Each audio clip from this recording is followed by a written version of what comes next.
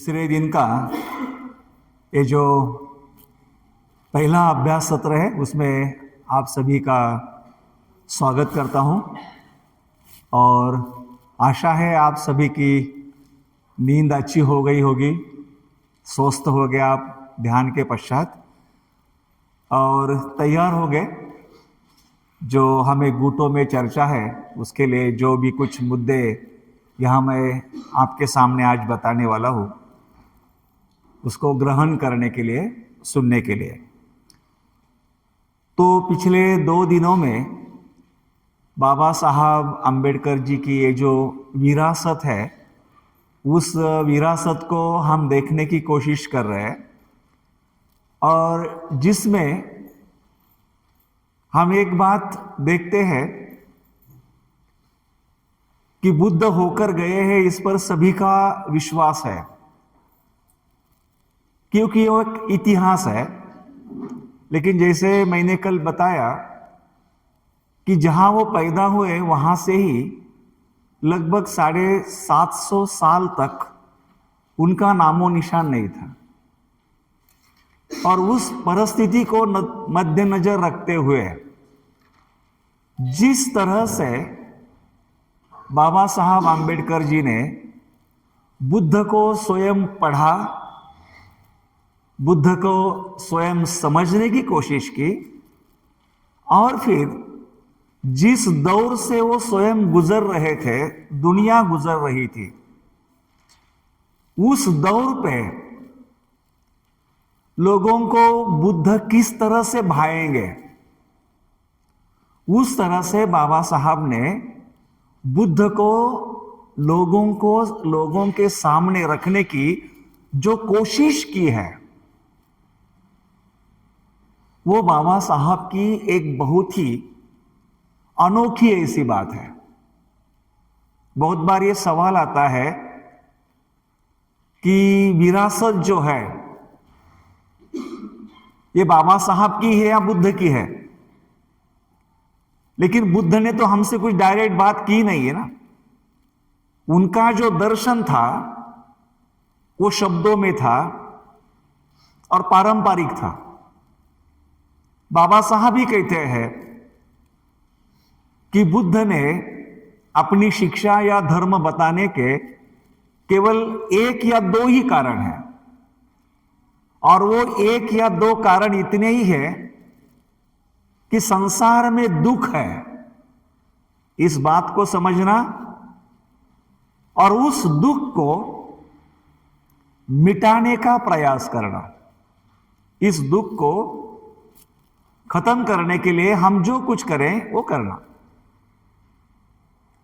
लेकिन बाबा साहब अंबेडकर जी ने उन्हीं बातों को अलग अलग ढंग से जिस तरह से पेश करने की कोशिश की है तो वो बाबा साहब का जो स्वयं का विवेचन है, उसके पीछे उनका चिंतन है, जिस तरह से उन्होंने लोगों के सामने उस बात को रखा है।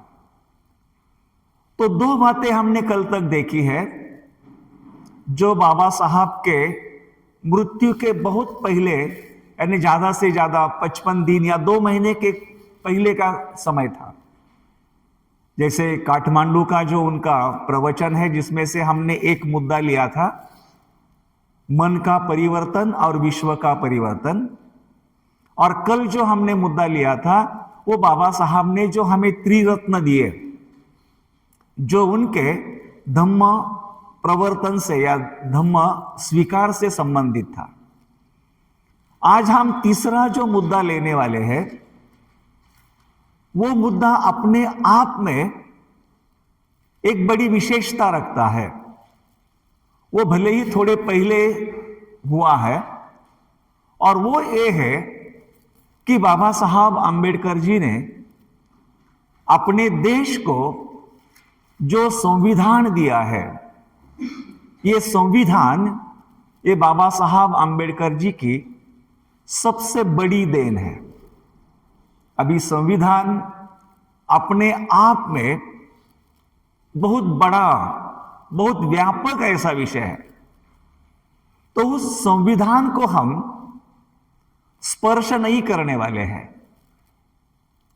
लेकिन पूरे संविधान का जो सार है या पूरे संविधान का जो निचोड़ है,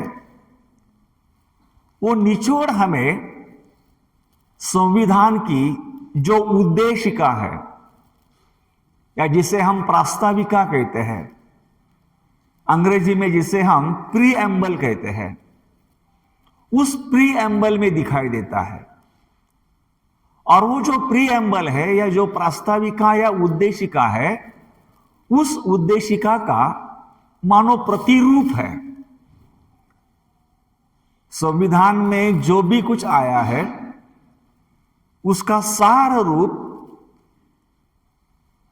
हम उद्देशिका में देखते हैं। और ये जो उद्देशिका है, उस उद्देशिका में जो 3 शब्द आए हैं, वो आम तौर पर एक बहुत ही ऊंचे स्तर के ऐसे मानवीय मूल्य हैं जिसे हम स्वतंत्रता के नाम से जानते हैं, जिसे हम समानता के या समता के नाम से जानते हैं, और जिसे हम बंधुता इस नाम से जानते हैं। और इन्हीं बातों को हम देखते हैं कि हम संसदीय मूल्य कहते हैं, कॉन्स्टिट्यूशनल वैल्यूज। ये पूरे हमारे संविधान की जड़ है। पूरा निचोड़ इन 3 शब्दों में हम देखें तो वहां पर आता है। और इसका जो विश्लेषण है, इसका जो हम विवरण देखते हैं, वो अलग अलग ढंग से बाबा साहब के द्वारा कई समय पर उसका उच्चारण हुआ है, उसके बारे में कहा गया है, बोला गया है। जब से हम देखते हैं कि सबसे पहले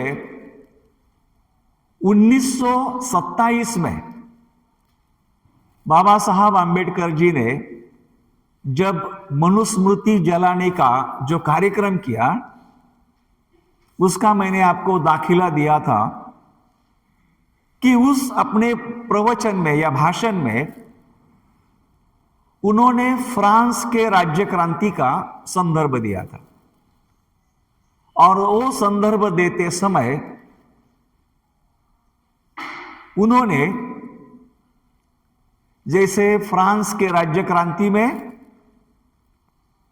और उनके संघर्ष में जो समानता की बातें बताई है, उसी के साथ साथ उन्होंने फ्रांस के लोगों ने जो राज्य क्रांति की, उनके कुछ उद्देश्य बताए। उसमें सबसे पहले उन्होंने स्वातंत्र्य, समता, बंधुता, ये जो 3 शब्दों का संदर्भ दिया है। वहां ये 3 शब्द पहली बार हमें दिखाई देते हैं। उसके पश्चात जब हम देखते हैं कि 1935 में बाबा साहब आंबेडकर जी ने जब धर्मांतरण की घोषणा की,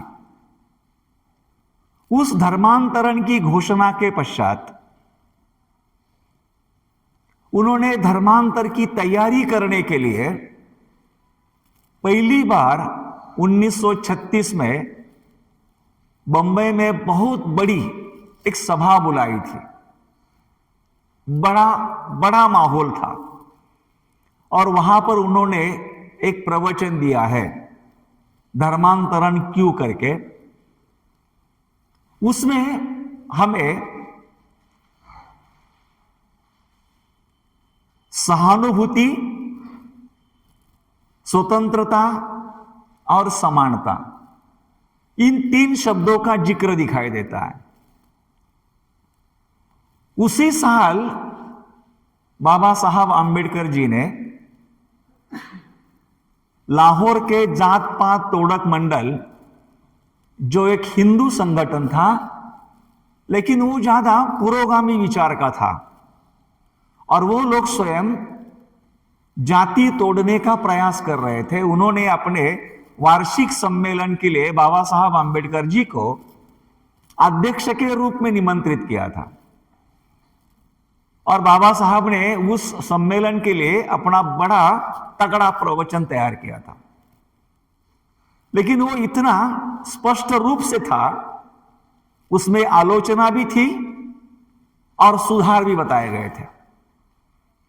पुरानी धर्म पद्धति की जो खामियां हैं वो भी दिखलाई थी और उसमें हम कैसे सुधार कर सकते हैं वो भी बताए थे। लेकिन जब उसका ड्राफ्ट उन लोगों ने पढ़ा तो उनको लगा कि अगर ये बाबा साहब प्रवचन देते हैं तो बहुत कुछ हल्ला गुल्ला हो जाएगा। तो उन्होंने बाबा साहब को विनती की कि आप इसमें कुछ बदलाव करो। बाबा साहब बोले नहीं, मैं उसमें एक अक्षर भी बदलूंगा नहीं। तो उन्होंने वो सम्मेलन ही रद्द कर दिया और फिर वो प्रवचन बाबा साहब ने किताब के रूप में प्रकाशित किया, जिसका नाम हम देखते हैं कि जाति भेद उच्छेद, जिसके 14वें प्रकरण में बाबा साहब आंबेडकर जी अपने आदर्श समाज की संकल्पना बताते हैं। और उस आदर्श समाज की संकल्पना बताते समय बाबा साहब आंबेडकर जी, मेरा आदर्श समाज स्वतंत्रता, समानता और बंधुता इन सिद्धांतों पर होगा, ये बात वहां समझाते हैं। 1945 में उन्होंने एक छोटा सा किताब लिखा। उस किताब में उन्होंने फिर से स्वातंत्र्य समता या स्वतंत्रता, समता और बंधुता इन शब्दों को लाया है। 1949 में जब 26 नवंबर 49 को जब संविधान स्वीकार किया गया तो उसके उद्देशिका में इन 3 शब्दों का जिक्र दिखाई देता है। 1950 में बाबा साहब आंबेडकर जी ने बौद्धों के लिए, जबकि बाबा साहब स्वयं बौद्ध नहीं थे, लेकिन उन्होंने एक छोटा सा आर्टिकल लिखा महाबोधि सोसाइटी के लिए, जिसका नाम ही था बुद्ध और उनके धम्म का भविष्य, Buddha and future of his religion. और उस किताब में उन्होंने उस समय यानी 1950 के दौर पर संसार में जो भी कुछ धर्म प्रभावी थे, इन्फ्लुएंशियल थे, ऐसे धर्म और उनके धर्म संस्थापक, उनमें आपसी तुलना की है। और उसमें उन्होंने अगर धर्म को अपनाना है तो धर्म ने कुछ कसौटियां जो है उस कसौटियों को पार करना चाहिए, इस बात पर जोर दिया है। और वहां बाबा साहब धर्म की 4 कसौटियां बताते हैं और वो 4 कसौटियां इस तरह की है कि सबसे पहले तो धर्म ऐसा हो जहां ईश्वर या भगवान के जगह वहां नीतिमत्ता या सदाचरण हो। दूसरी कसौटी ये थी कि धर्म जो है, जो बुद्धिवाद, तर्क और विज्ञान यानी साइंस, उस पर आधारित हो। धम्म ने ये कसौटी लगाकर देखनी चाहिए कि क्या वो बुद्धिवादी है, क्या वो तर्क से मेल खाता है, क्या वो जो विज्ञान है उसकी कसौटी को सामना कर सकता है। और तीसरी कसौटी बाबा साहब कहते हैं कि धर्म ऐसा होना चाहिए कि जिसमें सामाजिक दर्शन के रूप में स्वतंत्रता, समानता और बंधुता इन मूल्यों पर उसने जोर देना ही चाहिए। और चौथी जो कटौती है कि धर्म ने जो गरीबी है उस गरीबी को बढ़ावा नहीं देना चाहिए। तो यहां पर भी हमें स्वतंत्रता, समानता और बंधुता ये मूल्य दिखते हैं। अभी रही और एक बात, 1954 में बाबा साहब आम्बेडकर जी की बीबीसी ने एक मुलाकात ली थी और उस समय बाबा साहब को एक सवाल पूछा गया कि बाबा साहब, आपके जीवन का दर्शन क्या है? और उस समय ये कहते हैं कि मेरे जीवन का दर्शन मात्र 3 शब्दों में समाया गया है, और वो 3 शब्द है स्वतंत्रता यानी लिबर्टी, समानता यानी इक्वेलिटी, और बंधुता यानी फ्रैटर्निटी। और वो ये कहते हैं कि ये जो मूल्य है, ये मूल्य मैंने मेरे गुरु भगवान बुद्ध की शिक्षा से निचोड़कर निकाले हैं। कोई ऐसा ना समझे कि ये मूल्य मैंने फ्रांस के राज्य क्रांति से उधार लिए हैं। जिन मूल्यों का जिक्र ये महामानव 1927 से कर रहा है, जिसको शायद दुनिया राजकीय या सामाजिक मूल्य करके समझ रही थी या समझ रही होगी, उस बात को बाबा साहब ने स्पष्ट किया कि ये जो 3 मूल्य है, ये तीनों भी जो मूल्य है, ये मैंने ना तो फ्रांस राज्य क्रांति से उधार लिए हैं, तो ये मूल्य मैंने मेरे गुरु भगवान बुद्ध की शिक्षा से लिए। अभी बात यह आती है कि जब बाबा साहब ये बताते हैं कि मैंने ये मेरे गुरु भगवान बुद्ध की शिक्षा से लिए हैं, तो इसका मतलब है ये तीनों भी मूल्य है, ये स्पिरिचुअल वैल्यूज है, आध्यात्मिक या पारमार्थिक मूल्य है। और भारत की संविधान की जो नींव है, यह नींव ही इस पारमार्थिक मूल्यों पर खड़ी है। अभी सवाल यह है कि जब इस मूल्यों को बाबा साहब इस तरह से बताते हैं, तो इसका मतलब है कि यह मूल्य मानो हमारे लिए एक मनोधारणा के जैसे है, एक मानसिकता है, वो हमारे एटीट्यूड जैसे है, वो हमारे लिए एक शील मात्र है, शीलों के जैसे है। जैसे पंचशील है, अष्टशील है, दशशील है, उसी तरह से ये जो 3 मूल्य है हमारे लिए आचरण की बात है, हमारे लिए अध्ययन की बात है, हमारे लिए अभ्यास की बात है, हमारे लिए उनको जीवन में धारणा करने की बात है। और इस पर जोर इसलिए देना चाहिए कि आम जो भारतीय एक व्यक्ति है, वो भारतीय व्यक्ति इन मूल्यों को कभी भी उस दौर से नहीं देखेगा जो बाबा साहब बता रहे हैं। और उस समय जिन जिन लोगों ने बुद्ध धम्म को अपनाया है और जिन जिन लोगों को बुद्ध के इस मूल्यों का पारमार्थिक अर्थ पता है, वही लोग अपने जीवन में शीलों के जैसे इन मूल्यों की धारणा करके वो औरों को वो उदाहरण के तौर पर दिखा सकते हैं, एक मॉडल के तौर पर वो जीकर बता सकते हैं या जीकर समझा सकते हैं।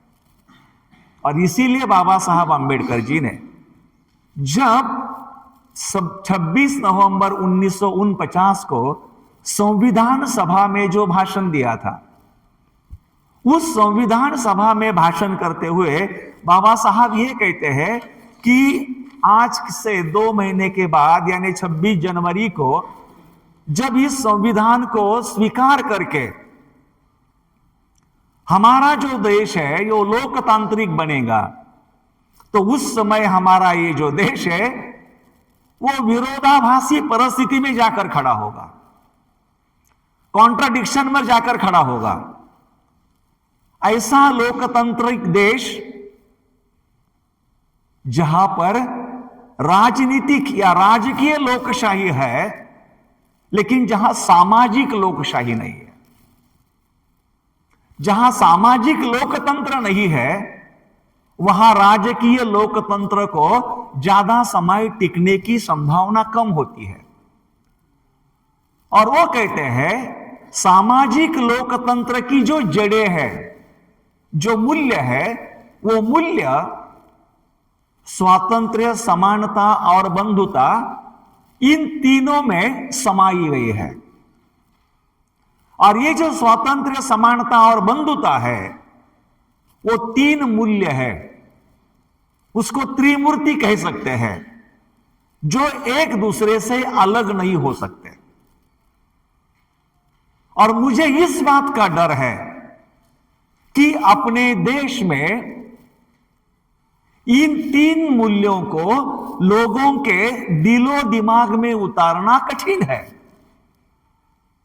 वो कहते हैं कि केवल स्वतंत्रता काम नहीं आएंगी, क्योंकि स्वतंत्रता पर जोर इसलिए बुद्ध बोलते हैं कि जब तक बातें तर्क, बुद्धि और विवेक के साथ गंभीर आलोचनात्मक जांच किए बिना स्वीकारी नहीं जाती, तब तक सही में स्वतंत्रता का कोई अर्थ नहीं है।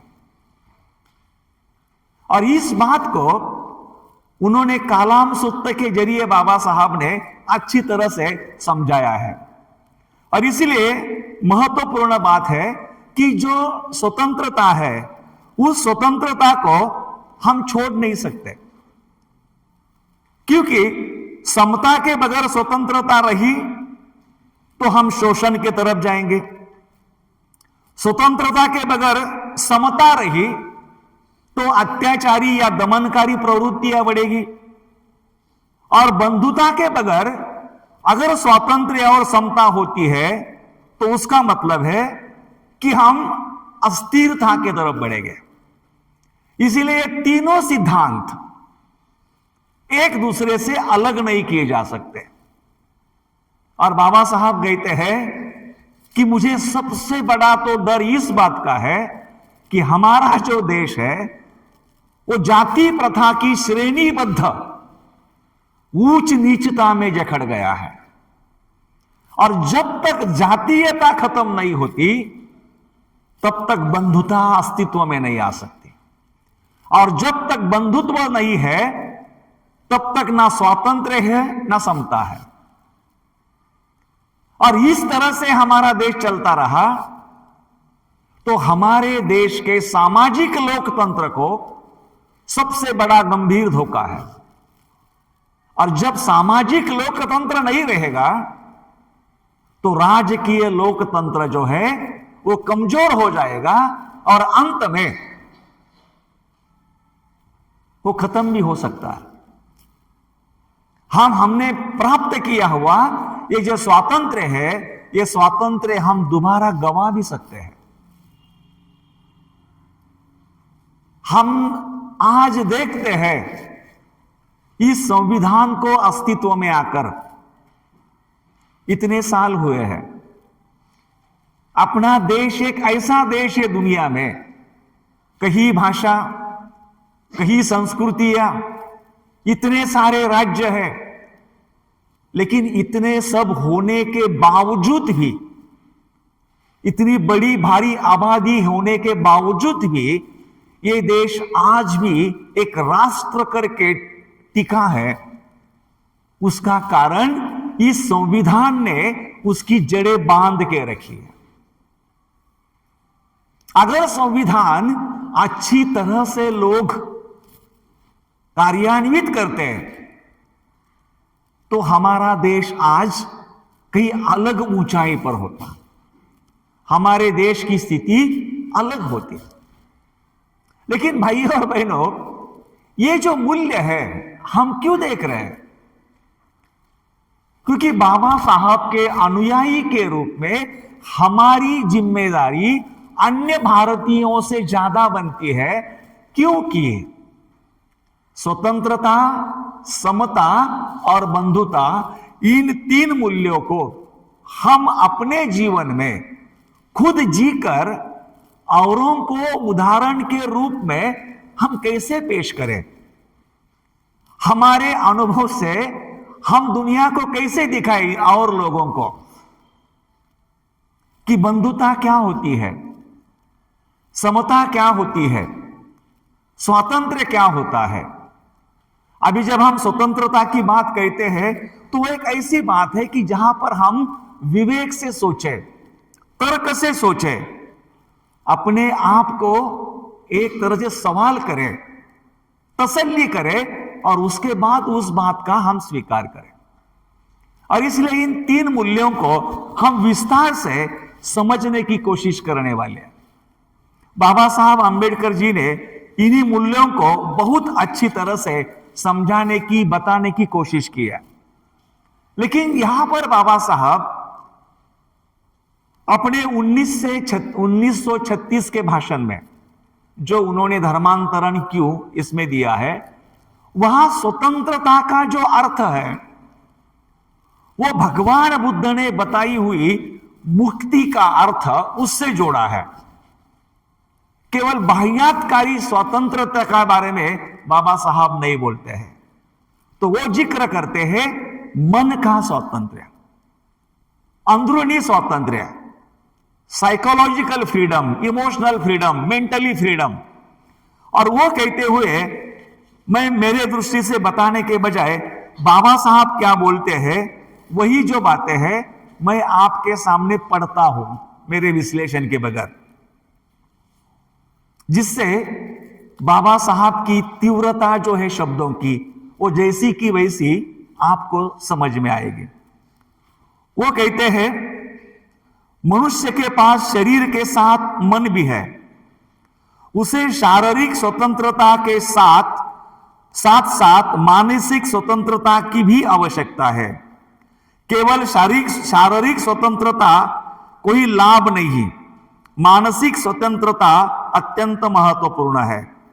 सच कहा जाए तो यदि व्यक्ति मन की स्वतंत्रता से कोई कार्य कर सकता है तो ही उसकी शारीरिक स्वतंत्रता का कोई अर्थ है।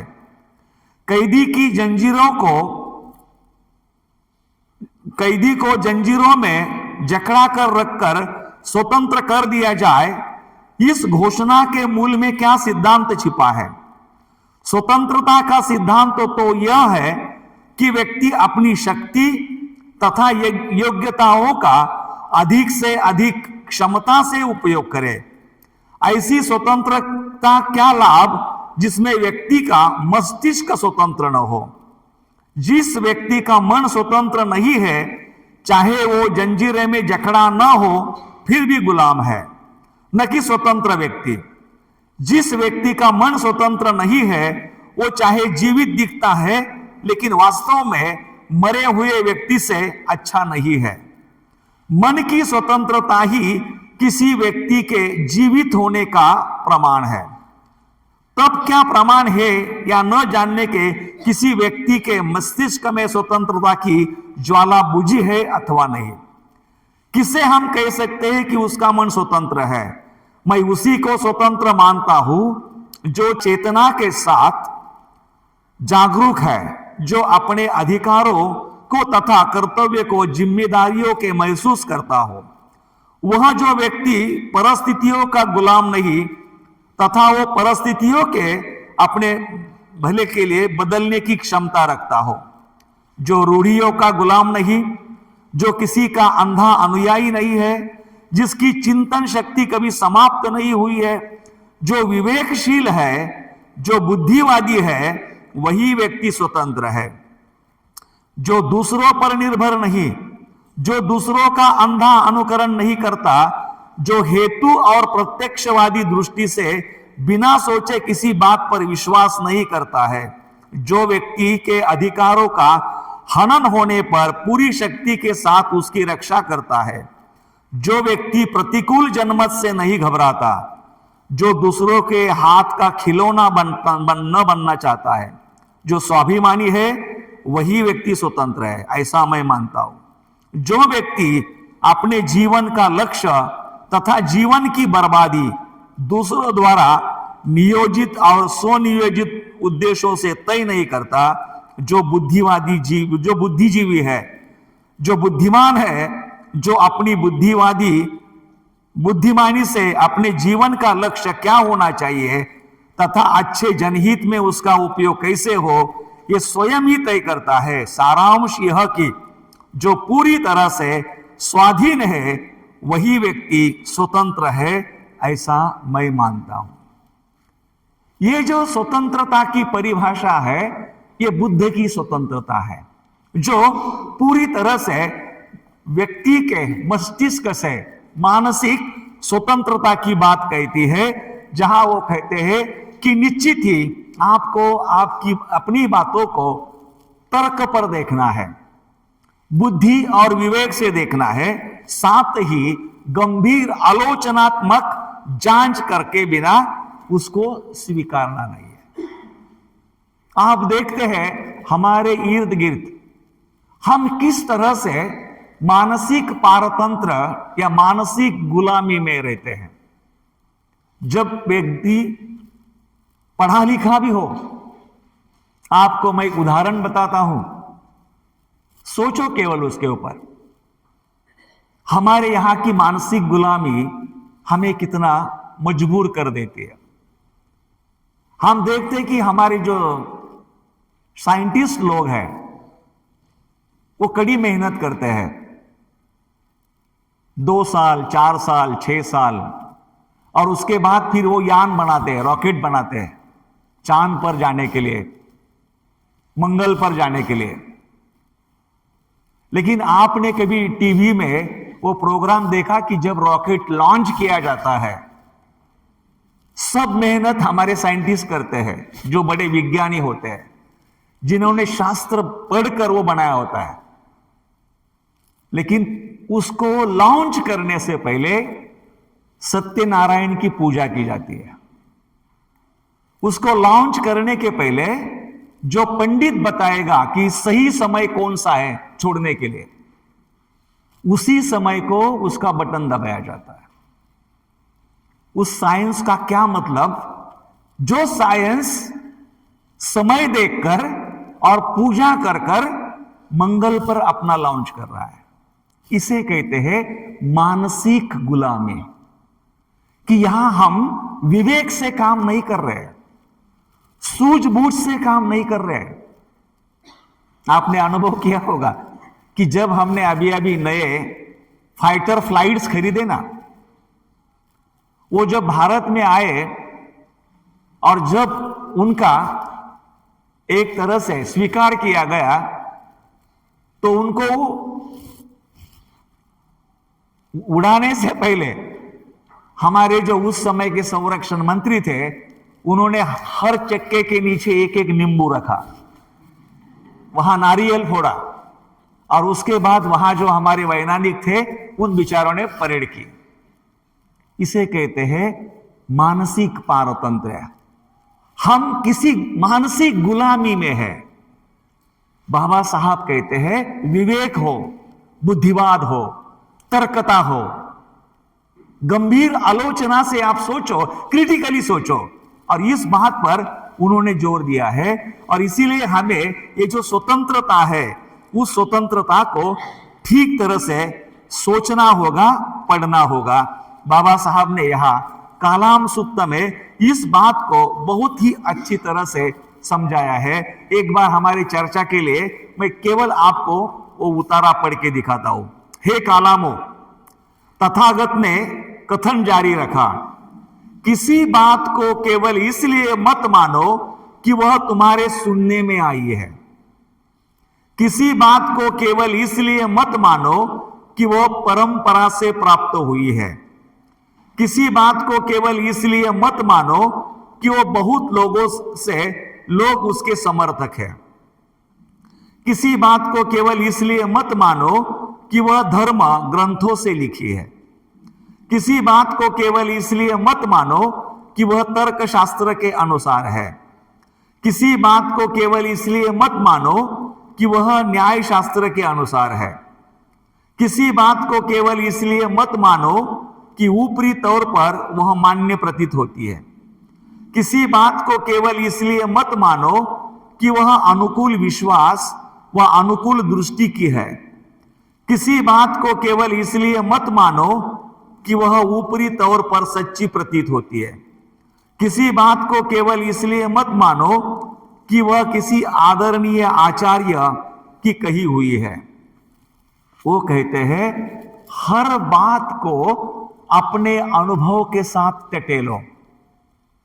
कौन सी बात आपको सुख देती है, शांति देती है, लोभ से परे उठाकर लेके जाती है, विकास के लिए कारण होती है, वो अपना अनुभव के साथ उसको टटोलो और बाद में उसको मान्यता दे दो।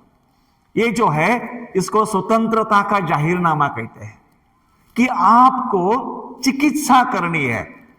हर बात को आपको क्रिटिकली एग्जामिन करना है, सभी तरफ से देखना है, अपने बुद्धि से, विवेक से, तर्क से, और तभी हम उसको मानना है। तो ये जो स्वतंत्रता की बात करते हैं बाबा साहब, ये बहुत ही महत्वपूर्ण है कि हमने सही में स्वतंत्र व्यक्ति के रूप में ये जो स्वतंत्रता का सिद्धांत है उसको हमें देखना है या उसे हमें हमारे जीवन में लाना है या अपनाना है। उसके बाद जब बात करते हैं बाबा साहब, वो है समानता की बात। अब ये समानता की भी जो तत्व है या सिद्धांत है महत्वपूर्ण है, लेकिन दूसरी जगह पे एक जगह ये दोनों तत्वों को बाबा साहब ने दूसरे किताब में जो बताया है या रखा है वो है जाति भेद उच्छेद। उसमें बाबा साहब कहते हैं कि ये जो समता का सिद्धांत है वो समता का सिद्धांत थोड़ा पेचीदा है। एक तरह से देखा जाए तो कोई भी दो व्यक्ति जो है वो दो व्यक्ति एक समान नहीं हो सकते। दो व्यक्ति का एक जैसा होना असंभव है।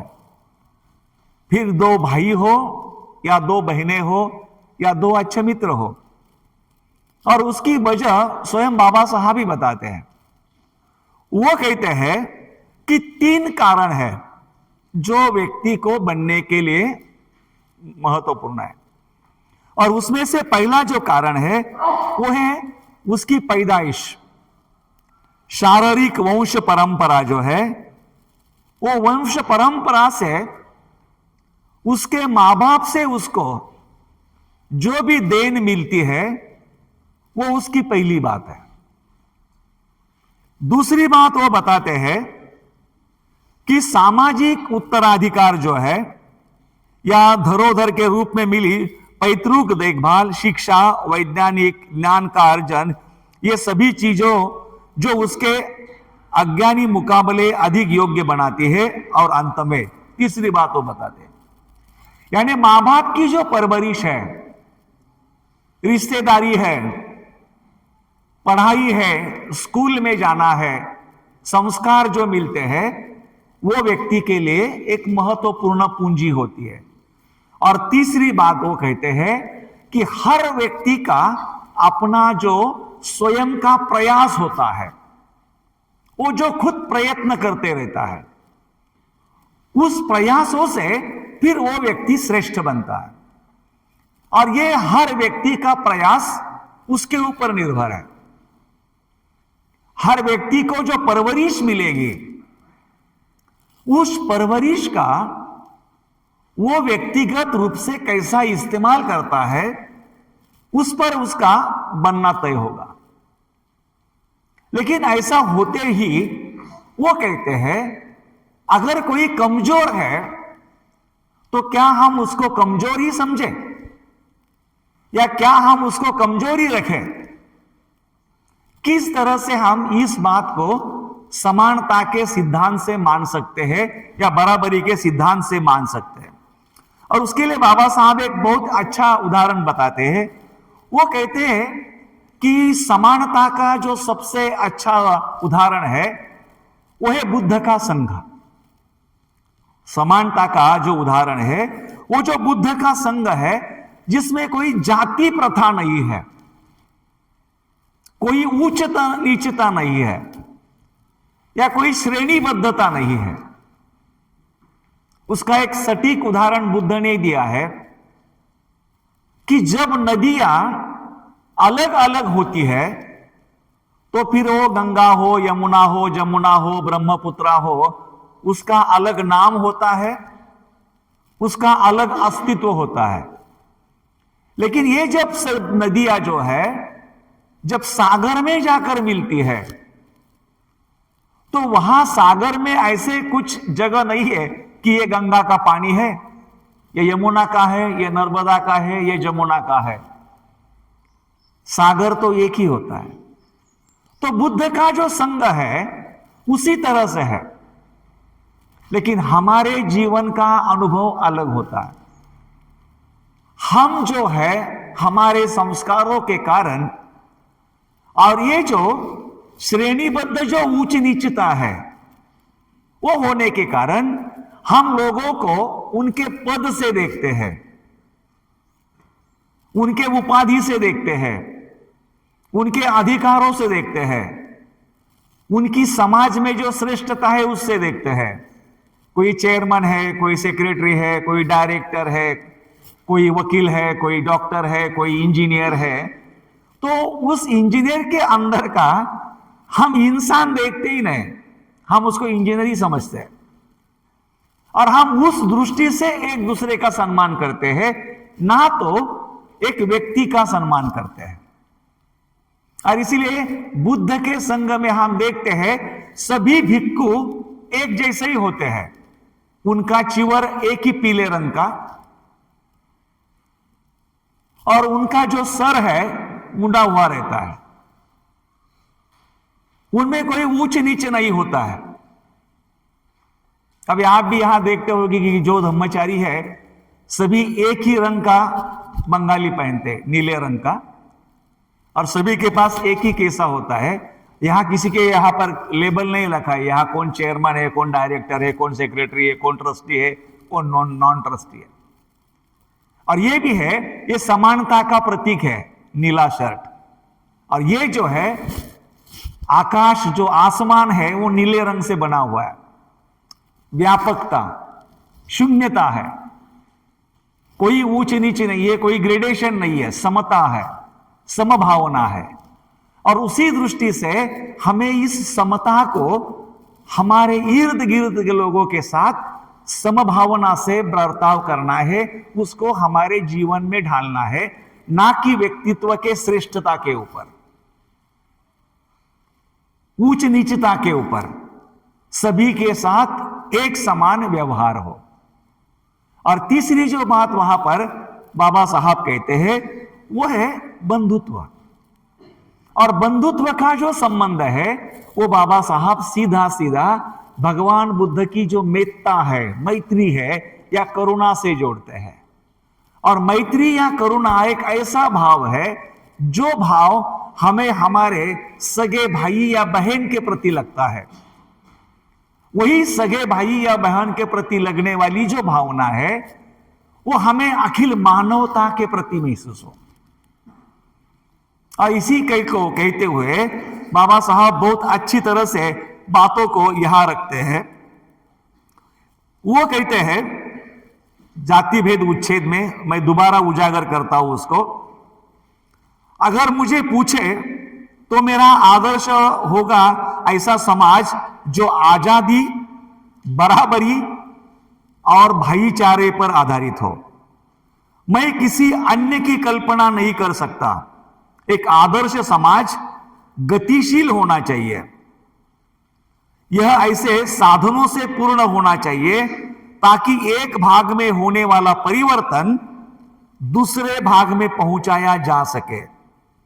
एक आदर्श समाज में तमाम ऐसी सुविधाएं होनी चाहिए जिनका सफलतापूर्वक आदान प्रदान हो। दूसरे विचारों के संगठनों के साथ समाज के विभिन्न और स्वतंत्र केंद्र होने चाहिए। दूसरे शब्दों में वहां सामाजिक फैलाव होना चाहिए। यह भाईचारा ही है जो लोकतंत्र का एकमात्र दूसरा नाम है। बहुत महत्वपूर्ण है। भाईचारा ही है जो लोकतंत्र का दूसरा नाम हो सकता है। लोकतंत्र केवल सरकार का एक रूप भर नहीं है, यह एक बुनियादी रूप से संगठित रूप में रहने तथा संयुक्त रूप में बातचीत के अनुभव का एक तरीका भी है। निश्चित रूप से यह अपने साथ के लोगों के प्रति सम्मान या प्रतिष्ठा का रवैया है। बाबा साहब कहते हैं लोकतंत्र, भाईचारा, ये लोकतंत्र का, लोकशाही का ये दूसरा नाम है। और यहां पर हम देखते हैं कि बुद्ध की जो शिक्षा है वो एक तरह करुणा और मैत्री से जुड़ी है, जो एक दूसरे के साथ सबको मिलाकर समाज को पूरी तरह से बांध के रखती है, बाउंड करके रखती है, बाइंड करके रखती है। और इसीलिए ये जो तीनों सिद्धांत है, ये जो तीनों बातें हैं, वो तीनों बातों को बाबा साहब अंबेडकर जी ने सोच समझकर, उन्होंने समय समय पर बोला है ऐसा नहीं है, लेकिन 30 साल तक, 3 दशकों तक ये जो 3 मूल्य है, ये दर्शन की जो 3 बातें हैं, ये बाबा साहब अंबेडकर जी के दिमाग में थी। और उन्होंने बहुत ही कुशलता से, अपनी तर्क बुद्धि से संविधान सभा में लड़ते झगड़ते इन तीनों को भी निचोड़कर संविधान के उद्देशिका में लाया है। ऐसा कहा जाता है ये जो 4 शब्द है, न्याय, समानता, स्वतंत्रता और बंधुता, इसमें से केवल एक शब्द है बंधुता, जिसको बिना बहस करते हुए स्वीकारा गया है या मान्य किया गया है। अन्य जो प्रीएम्बल के सभी शब्द है उसके ऊपर झगड़ा फसाद हुआ, लड़ाई हुई, संघर्ष हुआ। शुरू से ही, जहां से कहते हैं ना हम भारत के लोग, यहां से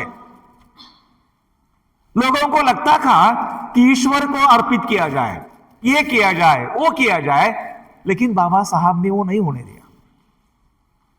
उनको यह लगता था कि एक ऐसा देश है जो ऊंच नीचता पे खड़ा है, तो इस देश की सत्ता रास्ते पर चलने वाले भिखारी के हाथ में हो, आम आदमी के हाथ हो, सामान्य मालिक हो। इसीलिए उन्होंने उस देश को संपूर्ण प्रभुत्व संपन्न, धर्म निरपेक्ष, लोकतांत्रिक बनाया। यानी किसी राजा के या सत्ताधीश के हाथ में नहीं, लेकिन देश की सत्ता जनता के हाथ में, देश का मालिक जनता हो, ना कोई राजनीतिज्ञ हो। तो ये सभी जो बातें हैं, इन बातों को मद्देनजर रखते हुए इस संविधान के उद्देशिका में ये जो 3 मूल्य है, इस 3 मूल्य को हमें देखना है। अगर इन 3 मूल्यों को जब बाबा साहब ने आध्यात्मिक, पारमार्थिक या धार्मिक कहा है, बुद्ध की शिक्षा में बंधुत्व के सिवा बाकी चीजें ज्यादा सरल नहीं दिखती। समानता है, स्वतंत्रता, लेकिन बाबा साहब ने उसको निचोड़ के निकाला है। और ये जो बातें हैं, फिर हमारा फर्ज बनता है कि इसको हम शील के जैसे हमारे जीवन में, आचरण में कैसा लाए, और खुद हम स्वतंत्रता से कैसे जिए, और हमारे साथी वाले लोगों को स्वतंत्रता से जीने का उत्साह, प्रेरणा, परिस्थिति कैसे बना कर दे। और एक तरह से फिर हम इन मूल्यों पर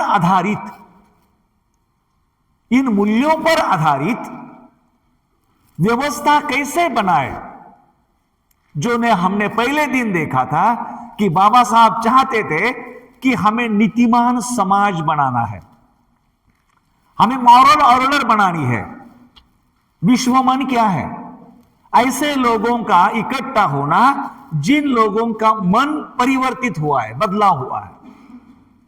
तो हमें ऐसे लोगों का इकट्ठा होना जरूरी है कि जो लोग स्वतंत्रता, समता या समानता और भाईचारा या बंधुता, इन मूल्यों को अपने जीवन में जी रहे हैं। और ऐसे जीने वाले लोग 5 हो, 10 हो, 50 हो, 100 हो, जब इकट्ठा आ जाएंगे तो इकट्ठा जीकर वो उनके इर्द गिर्द जो लोग हैं उन लोगों को दिखा पाएंगे कि इन मूल्यों को लेकर हम हमारा जीवन कितना आदर्श तरीके से जी रहे हैं, अर्थपूर्णता से जी रहे हैं। और वो देखकर और लोगों में इन बात का प्रचार प्रसार फैलाव हो। जब उस तरह की परिस्थिति निर्माण करने के लिए हम हमारा सहयोग देंगे तो हमें दिखाई देगा कि 2 साल के बाद, 5 साल के बाद, 10 साल के बाद, 20 साल के बाद यह संख्या बढ़ती जाएगी।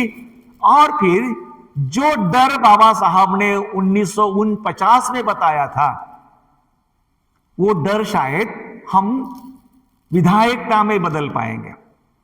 बाबा साहब को जो डर था कि यहां सामाजिक लोकतंत्र प्रस्थापित नहीं हो सकेगा, और सामाजिक लोकतंत्र का प्रस्थापित नहीं होना यही भारत के राजकीय लोकतंत्र के लिए एक खतरा है।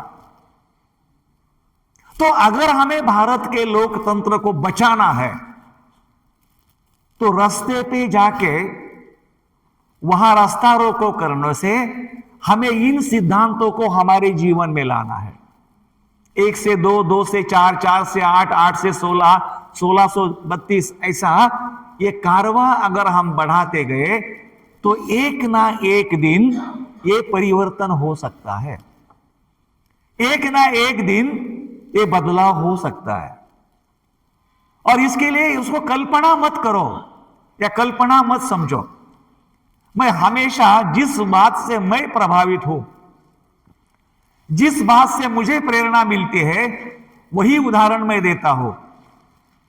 बुद्ध ने अपना कारवां अकेले से शुरू किया, 1 से 6, 6 से 60, और जब 60 लोगों का संघ बना तो वही संघ बुद्ध के विचारों का, सिद्धांतों का वाहक रहा। बुद्ध को जाकर आज लगभग 2570 साल होने को आ रहे हैं, लेकिन अकेले बुद्ध ने शुरू की क्रांति आज भी आधे से ज्यादा विश्व को प्रभावित कर रही है। शुरुआत तो एक ने की थी।